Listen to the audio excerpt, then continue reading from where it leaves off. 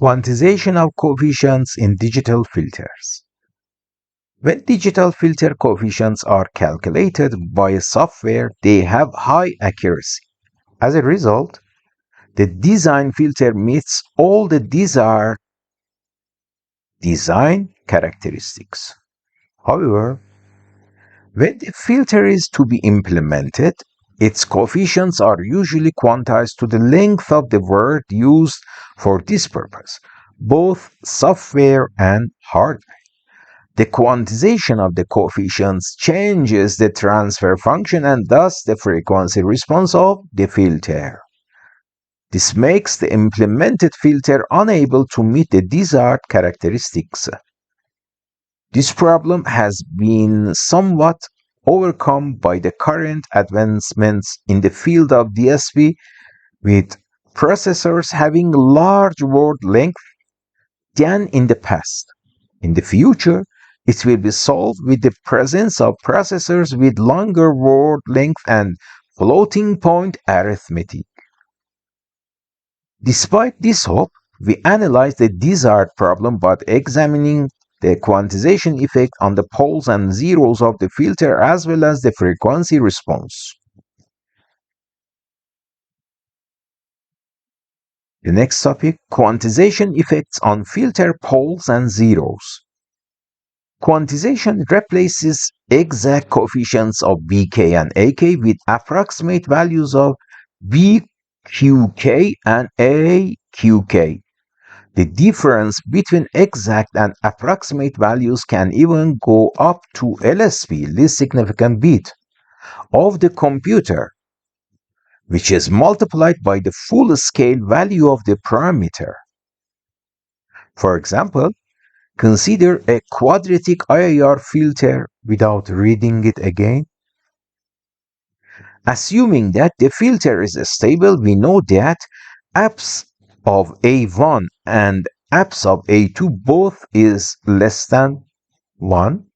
Also, suppose we use B bits to represent the coefficients and their sign. Assuming that the largest number that can be presented for A1 is equal to plus minus 2, the bit with the lowest value for this coefficient is equal to 2 to the power of minus b minus 2, which indicates the number of decimal digits in binary representation. As a result, the error apps of aq1 minus a1 can be up to 2 to the power of minus b minus 1. Similarly, if we assume that the largest number to represent a2 is equal to 2 to the power of minus b minus 1, the maximum error of apps of aq2 minus a2 can be up to 2 to the power of minus b. Placing exact coefficients with quantized ones causes poles and zeros to shift. Left the locations of the new poles b p1q minus 0.5 times aq1 plus minus square root of 0.25 times aq1 squared minus aq2. Since the coefficients of aq1 and aq2 can only have limited values, the poles will also have limited values. Here you see the location of stable poles for the accuracy of b being equal to 5 bits, where it's occupied inside plane.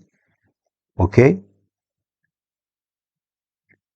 That figure shows the location of all possible stable poles for b being equal to 5 bits.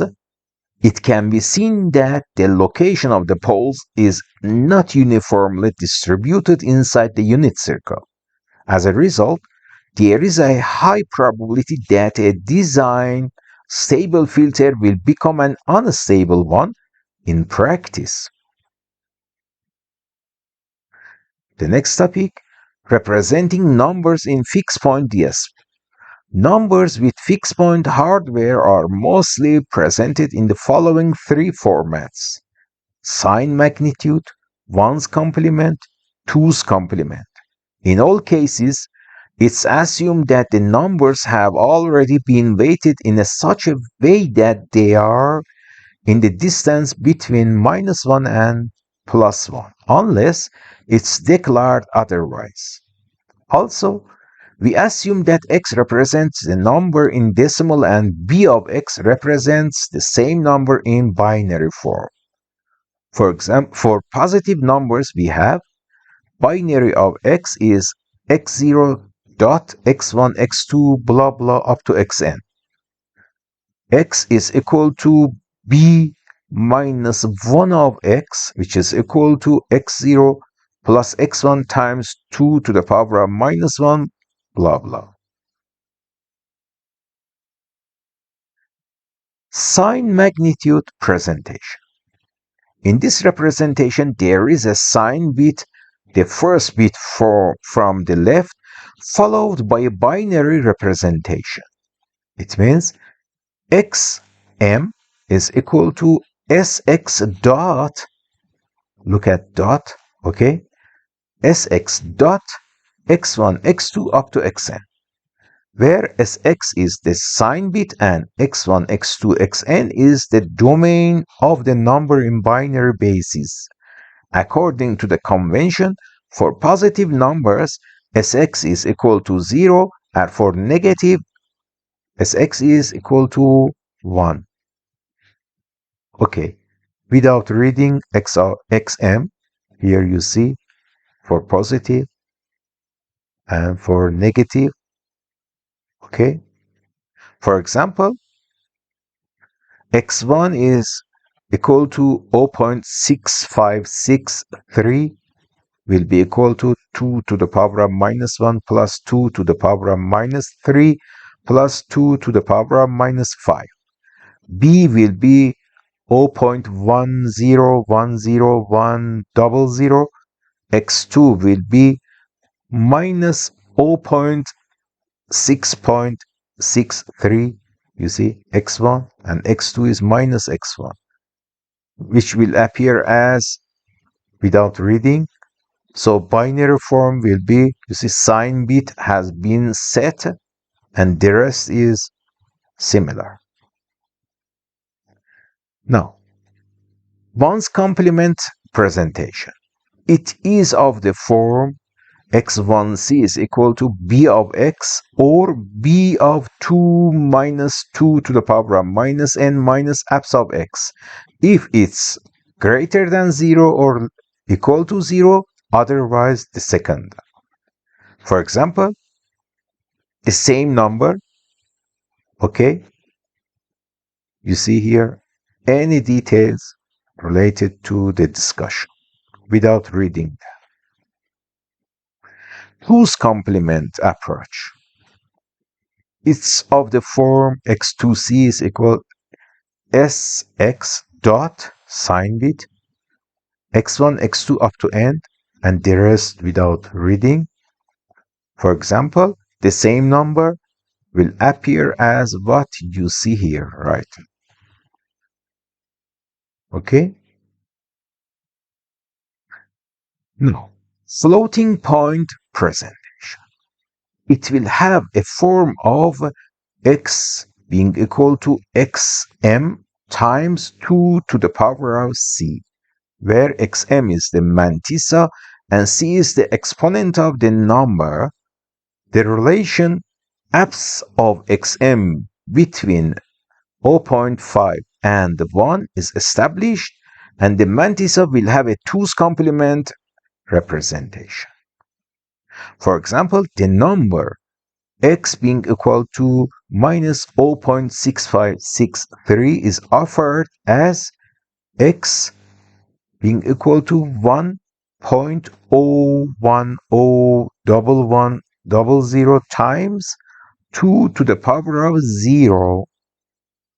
Also, the number x being equal to minus 0.00653, which is equal to minus 0.6563 times 0.01, is presented as follows. x being equal to 1.0101100 times 2 to the power of minus 2. That is, the mantissa is the same with 2's complement presentation for the number minus 0.6563, and the binary representation is 2 to the power of minus 2 for the decimal representation 0.01. Compared to fixed point presentation, the great advantage of floating point is its large dynamic range. On the other hand, its main disadvantage is the more complicated presentation of floating point. In floating point account, to maintain the relation apps of xm being between 0.5 and 1, mantissa must be quantized after multiplication and addition, while in fixed point arithmetic it's necessary to quantize only after multiplication. The value of x can be determined as follows without reading. Okay? One of the advantages of presenting 2's complement is that if two numbers a and b are presented with this method, then c being equal to a minus b can be obtained by adding a to the 2's complement of b. Also, half the value of x can be found as follows. X half is equal to minus sx times 2 to the power of minus 1 blah blah. Considering that minus sx times 2 to the power of minus 1 is equal to minus sx plus sx times 2 to the power of minus 1, the previous relation can also be written as follows without further reading. You see any details? The interpretation of the above relation is that dividing a number by 2 represented as 2's complement is equivalent to shifting all bits right by 1 bit while the sign bit is repeated left in place. This property can be extended to multiplication as well. Now Q format. The general format of Q is as follows: minus 2 to the power of 0 dot 2 minus 1, 2 minus 2 up to end.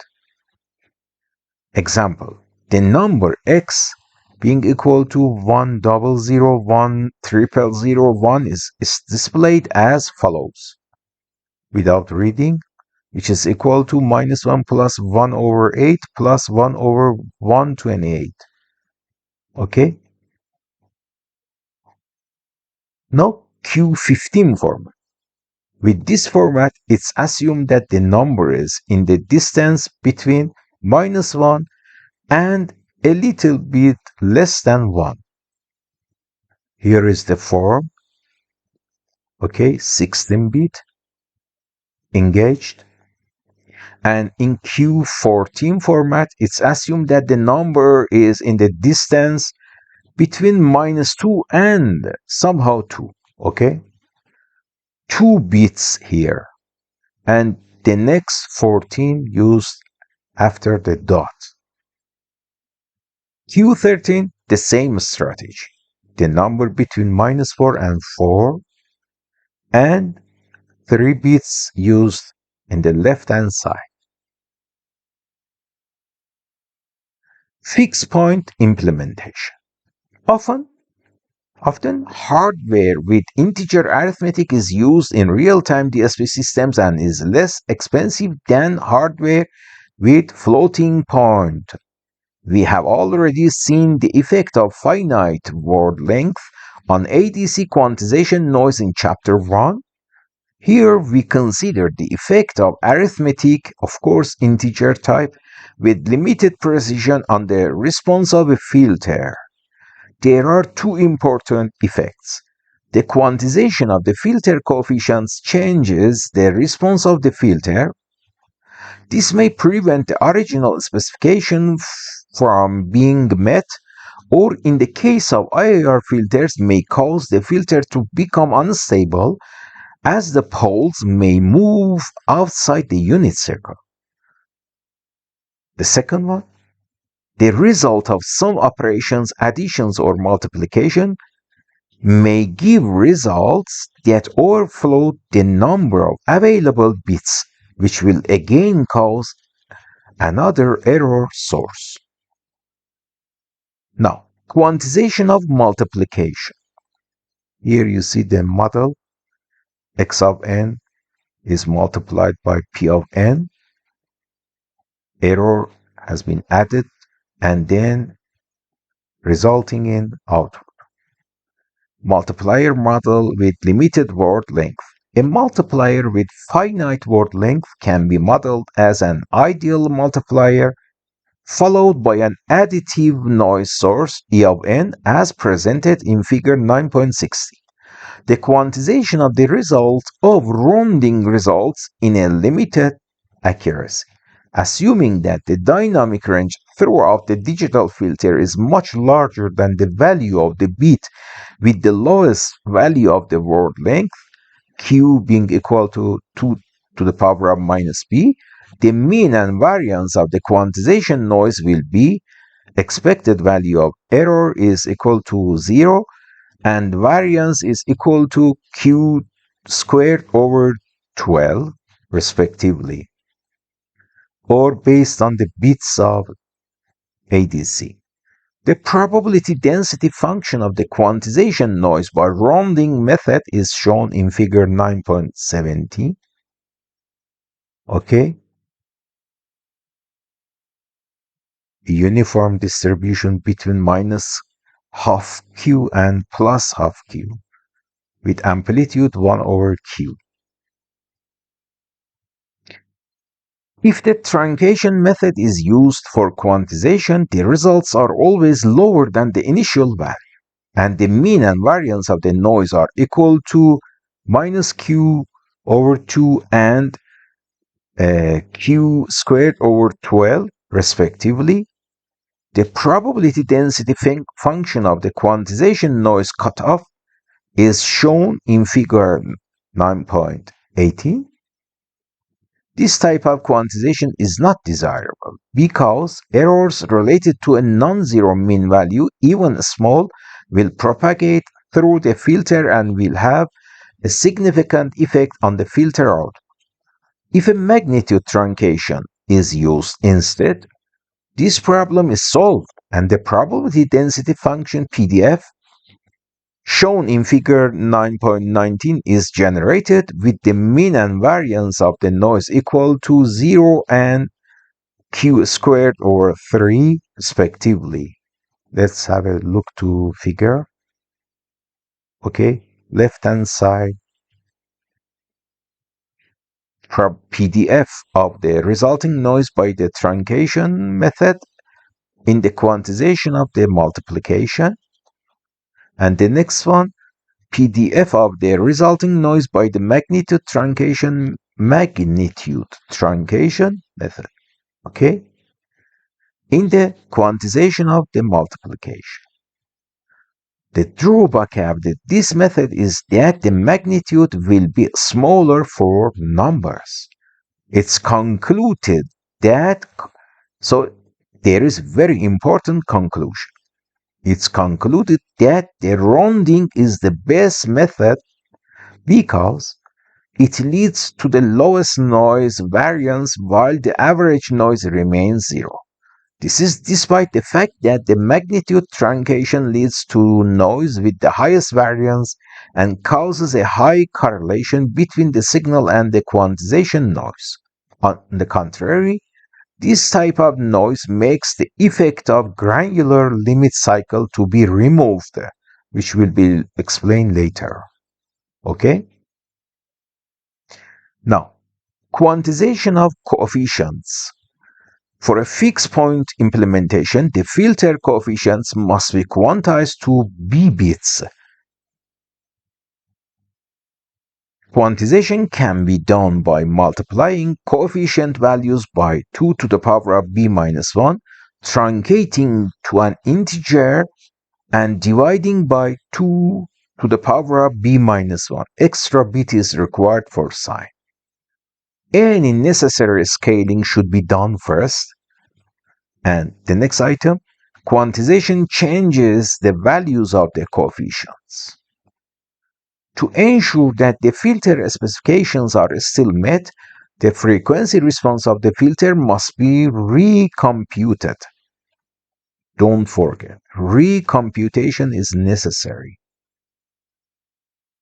Example, let b be equal to 8 and x 1.5678. First, we need to compute v, x times 2 to the power of b minus 1, which will be equal to 399.789. Then, taking the floor part of v, which will be equal to 399, and then the last step, w over 2 to the power of b minus 1, which will be 1.56747. Compare the last result with the original one, so you will never have 1.5678, which you need it because you have computed it to be. Okay, it means that 1.5647 will be used instead of 1.5678. If we want to have numbers with an absolute value less than 1, we could first divide x into x max, the maximum possible value in x. For FIR filters, a straightforward implementation of the direct form flow graph results in a transversal filter structure. This structure is not very sensitive to quantization effects, and the overflow can be easily controlled. On the other hand, IIR filters are rarely implemented directly because small errors introduced by the quantization of the coefficients can lead to large modifications in the filter response, especially for poles close to the unit circle. Okay? This sensitivity to coefficient errors increases with the filter degree. Instead, IIR filters are usually converted into series or parallel combinations of first or second order filters based on the nature of their poles, where the overall response is the same as the original filter but less sensitive to coefficient quantization errors. The next topic, overflow and scaling.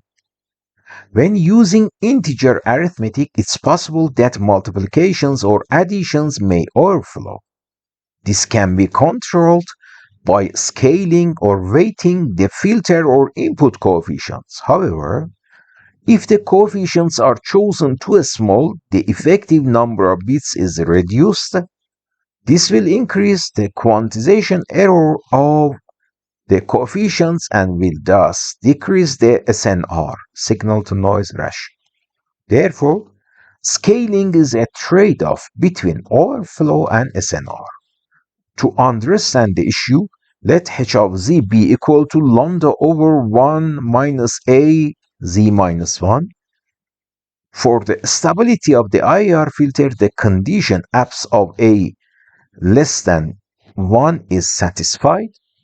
The value of lambda should be such that the range of the output values of yn doesn't exceed 1.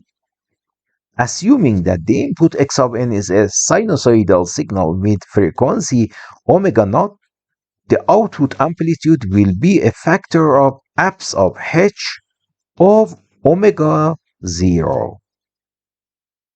For such cases, the gain of the transfer function is equal to max of abs of h is equal to lambda over 1 minus abs of a. As a result, it's sufficient to have lambda less than 1 minus abs of a.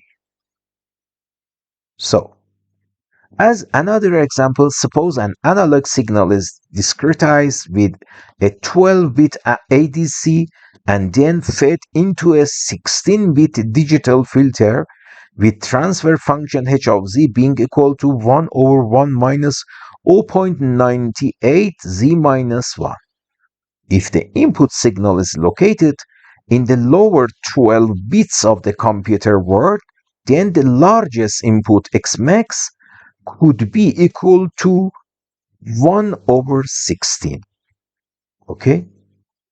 Also, suppose the largest output range should have been y max being equal to 1. Then norm 1 of h will be equal to 50. Therefore, the largest scale factor is equal to 0.32. However, rounding to a power of 2 converts this scale to 0.25. Okay? Such scaling is equivalent to converting to the input x of n to the right, which causes 2 bits out of the 12 existing bits to be lost. As a result, changing the scale to avoid overflow causes the loss of accuracy of the input signal. A similar investigation can be done in the frequency domain. Suppose the output and its limit value respectively are equal to, without reading, okay, y of n and abs of y of n. Also, without reading again, norm infinity of x, max of x of omega, and norm 1 of h, okay, and integration. Assuming that norm infinity of x is limited and using c being equal to y max over norm 1 of h times norm infinity of x, it can be said that y of n is less than or equal to y max. If the input signal is band limited, norm 1 of x is limited and the following scale can be used. C being equal to y max over h infinity times h x1 norm. Now, the next topic, limit cycle.